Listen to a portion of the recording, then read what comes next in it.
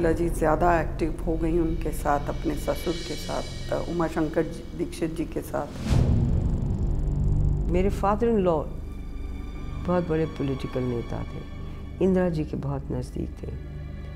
तो हमारे जो घरेलू जीवन था उसमें बहुत पॉलिटिशियंस भी आ रहे हैं, खड़े हुए हैं, तो घर को भी देखना, पॉलिटिशियंस जो आए उनकी भी देख रेख करना, और ससुर साहब को भी देखना, हस्बैंड को भी देखना, बच्चों को भी देख, but we managed it all. It was a happy very happy life.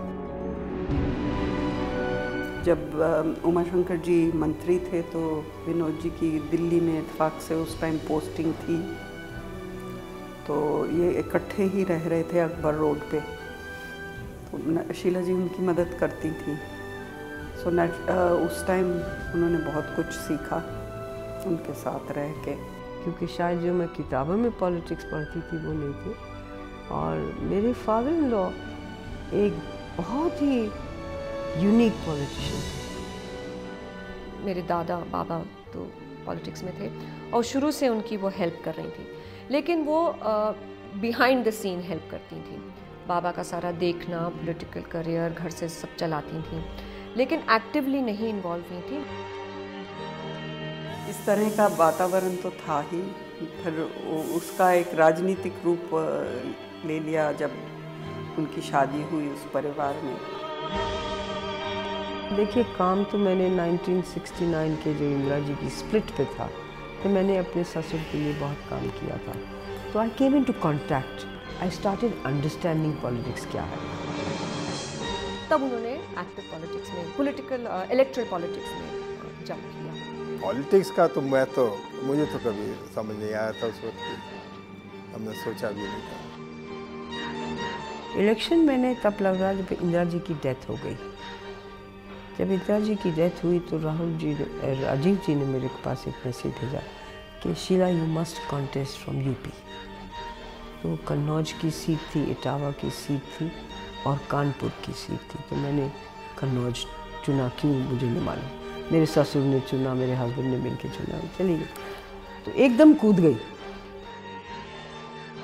उस टाइम की सोच थी, राजनीतिक सोच, वो बहुत पीपल ओरिएंटेड थी। आप देखते हैं इंदिरा जी भी कितनी घुल मिल जाती थी, ऐसे कभी महसूस नहीं होता था कि देश की प्राइम मिनिस्टर हैं, आम लोगों से आसानी से मिलती थी।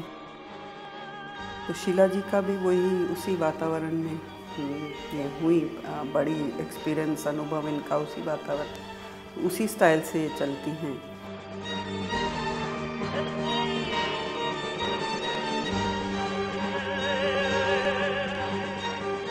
उस वक्त मेरा सबसे बड़ा सहारा थी मेरी बहन रमा। उन्होंने बहुत मेरी मदद करी, उनके पति ने करी। बच्चे छोटे थे तो जितना ये कर सकते थे मुझे कंपनी वो करा, और सब फ्रेंड्स वगैरह ने जीत कर आए और फिर पार्लियामेंट में आ गए, और फिर उसके बाद तो इतिहास बन गया।